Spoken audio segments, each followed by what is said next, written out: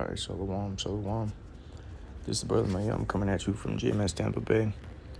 First and foremost, I want to give all the praises and glory unto Yahweh, Bahashem, Yahushai, Bahashem, Chahakwadash.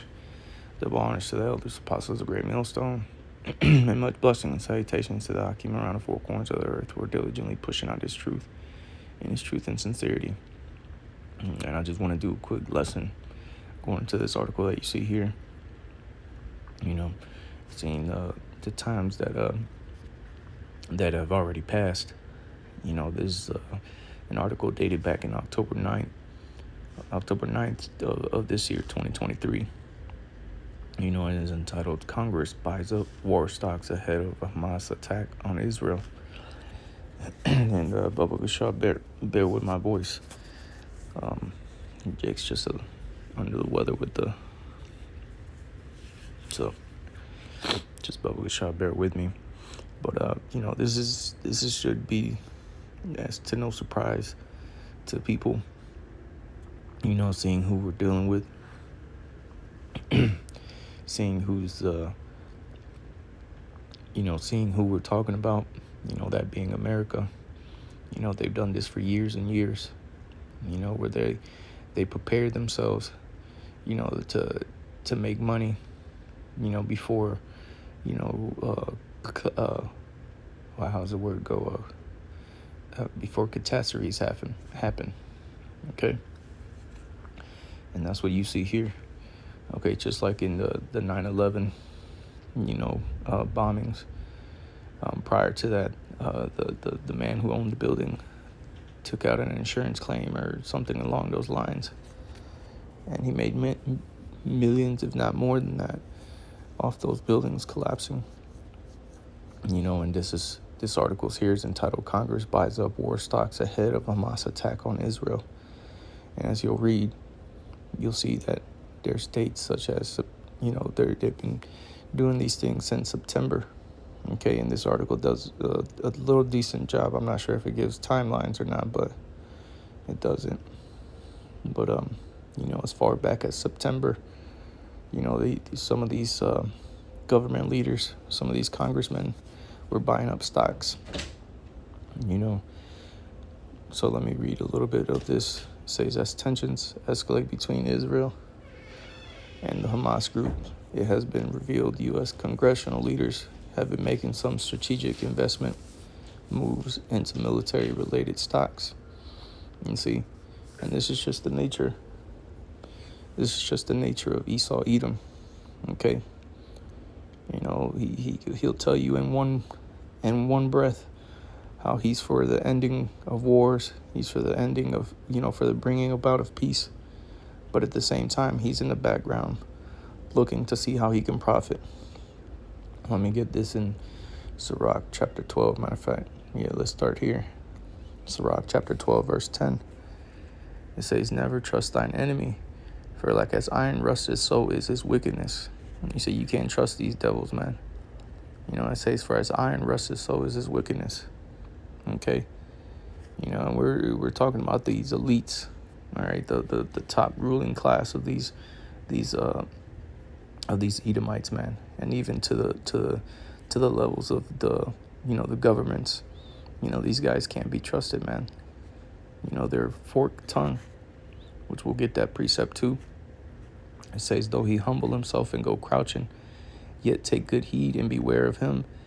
And thou shalt be unto him as if thou hast wiped a looking glass, and thou shalt know that his rust hath not been altogether wiped away.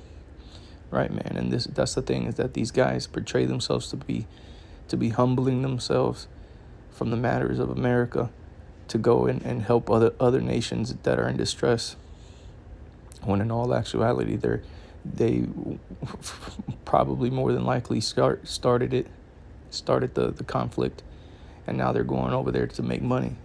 And this is why when information like this comes out, that you've had people, which we're going to read a little bit more into this article, that you have certain government officials that have bought into particular stocks that are going to profit in times of, conflict, which is this is an old trick in the book of these elites. I forget exactly who it was that said it, but he said you want to buy when there's blood in the streets, okay? Because that's when there's money to be made. There's companies that have to make the bullets, that make the missiles, that make, the drones, that make the tanks, that make the jets. And these guys, they see this as an opportunity to make money. So they buy into these stocks before the conflict happens. And what does that tell you? That tells you that they knew these things were going to come. Okay. In the financial world, this is called insider trading. Okay. And it's illegal in the financial world. So why is this not a concern? Why is this not being brought up as a concern? Okay. Why are people not saying, well, what financial advisor that that's got to be the world's greatest financial advisor to lead you to these stocks, and then a war breaks out. I mean, you just got to be one lucky guy, and I doubt that's the case. But let's go back to this Sirach 12. It says, Sirach 12:12, it says, set him not by thee, lest when he hath overthrown thee, he stand up in thy place. Neither let him sit at thy right hand, lest he seek to take thy seat, and thou at the last remember my words, and be pricked therewith. And you see, when you look at it in the sense of nations, this is why nations now, in today's time, are no longer wanting to make deals with America because of what they do. What happens when you set America next to you, when you let them have a seat at your table. And what happens is America goes and they try to overthrow you. They try to take your place. They try to set someone up in your seat to rule in your favor, to do what they're bidding. Okay? It says, who will pity a charmer that is bitten with a serpent, or any such as come nigh wild beast?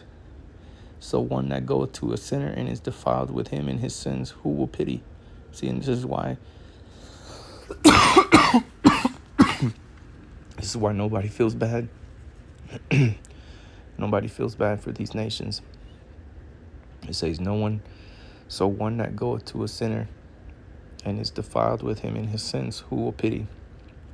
For a while he will abide with thee, but if thou begin to fall, he will not tarry. You see? And this is what he's done with his allies, these nations that he's called himself being a guard onto over the years. When those times came for them to need America's help, they weren't there. Okay? They let them nations fall. More than likely, they caused the situation to have that country in chaos. Okay? Because they know that it was going to make them money. That's how America became the richest nation in the world. World War I. After World War I, America became, I believe it was World War I, America became the largest holder of gold in the world. All right, a lot of the nations in the world, especially the big economies, became indebted to America. America supplied a lot of the money for the wars, all right, to these countries. And then in World War II, it was the same. Okay. And World War II was the final nail on the coffin to seal the deal of America being the superpower of the world. Okay, it says, I'll read verse 15 again, Sirach 12:15. For a while he will abide with thee, but if thou begin to fall, he will not tarry.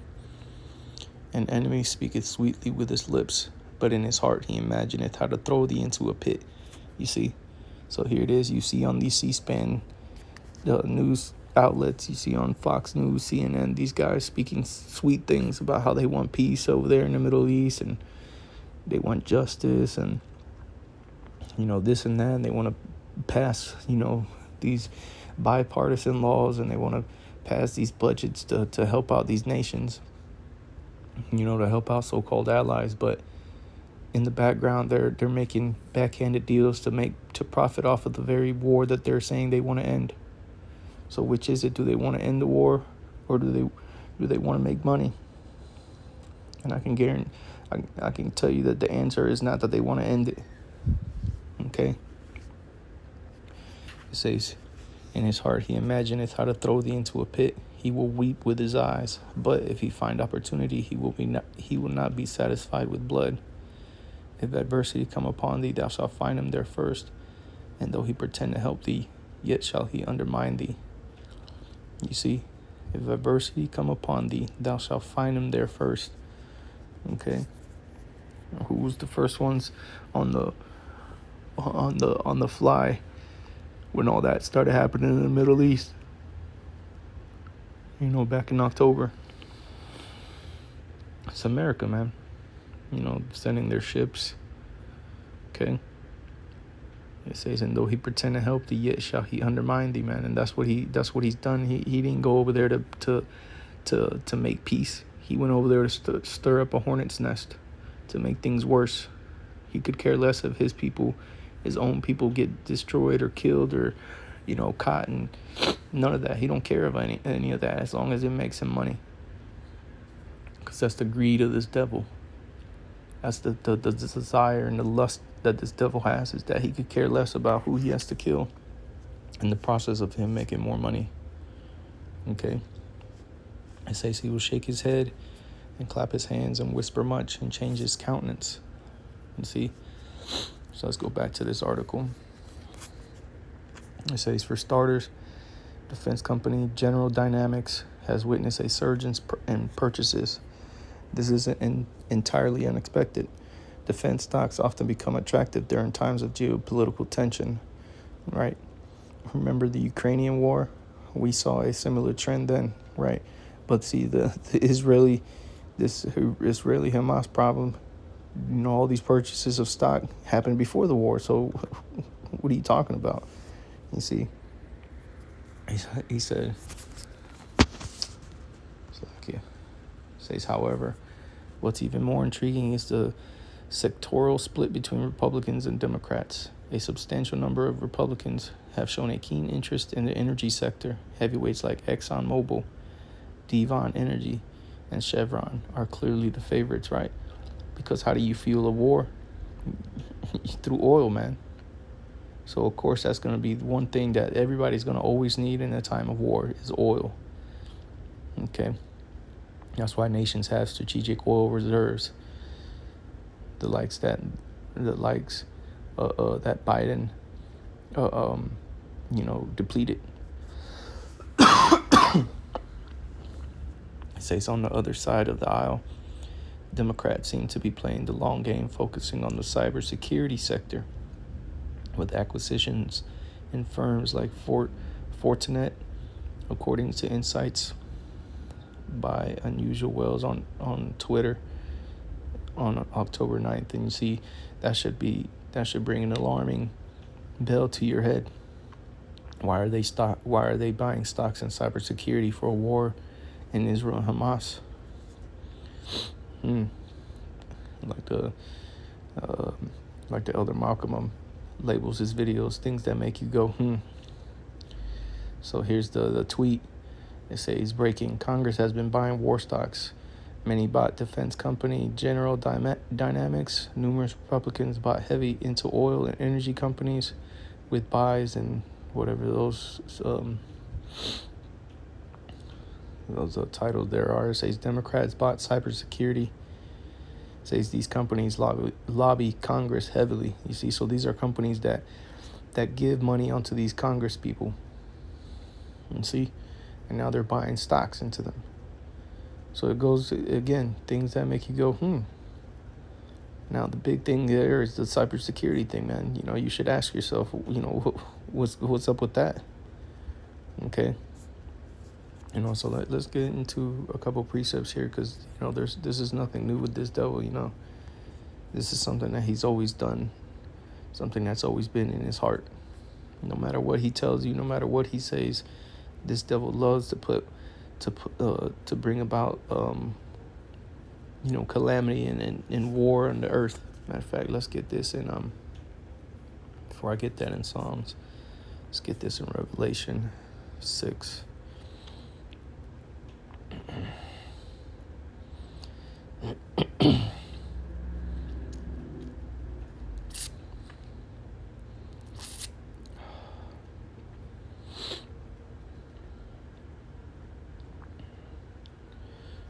verse 4 and verse 8.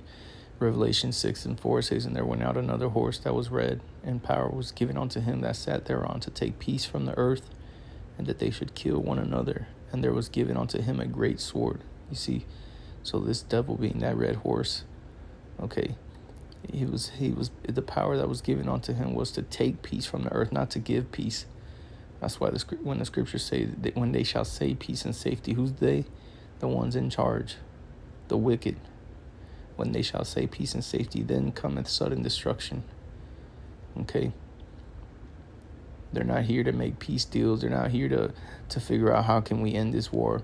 The very fact of them sending money over to these nations is a clear indication that they don't want a war to end. They want to keep funding these nations to continue to fight, so that they can continue making their money. It says, "And power was given to him that sat thereon to take peace from the earth, and that they should kill one another. And there was given unto him a great sword." You see, and that's what happens. That's what you see happening on the earth, is people killing one another. Okay, and there was given unto him a great sword. That's that blessing that was given unto Esau. Okay, so now let's read that verse 8. It says, "And I looked and beheld a pale horse, and his name that sat on him was Death, and hell followed with him." And again, this is talking about Esau. "And power was given unto him over the fourth part of the earth to kill with sword, and with hunger, and with death, and with the beasts of the earth." You see, so everywhere this man goes, hell followed. Everything that this devil does, man, is nothing but straight calamity that's left. Ruin. Nowhere that this man goes is there anything ever left intact the way it was. Everything gets destroyed, and his way of thinking gets established, which is a wicked and evil and perverse way. This is Psalms 55 and verse 21. It says, I'll start at verse 20. Psalms 55 and 20. He hath put forth his hands against such as be at peace with him. He hath broken his covenant. The words of his mouth were smoother than butter, but war was in his heart. You see, the words of his mouth were smoother than butter. So they talk about how they want these wars to end, how they want peace for these people and peace for that people, and we just want to see these nations back, everything back together, justice to prevail, but war is in their heart, man. They're not sending troops and ships over there to the Middle East for peace talks, man. They're not. You're sending some of the most powerful naval ships in the world to an area of high conflict for a reason, man. Salakia. And it's not to sit down and have peace talks over filet mignon, man. It says his words were softer than oil, yet were they drawn swords. You see, in the back of this man, behind this man is a knife that he holds, ready to take advantage of someone when they least expect it. You see, this is why we have to pray to the Most High to deliver us from this devil, man. Because if not, man, we'll be through out here with this man. He's got the blessing of the sword, okay, and he uses it very well, okay, and we won't be able to just get our way up out of. We won't be able to get ourselves up out from underneath this man, okay. Let's go from there.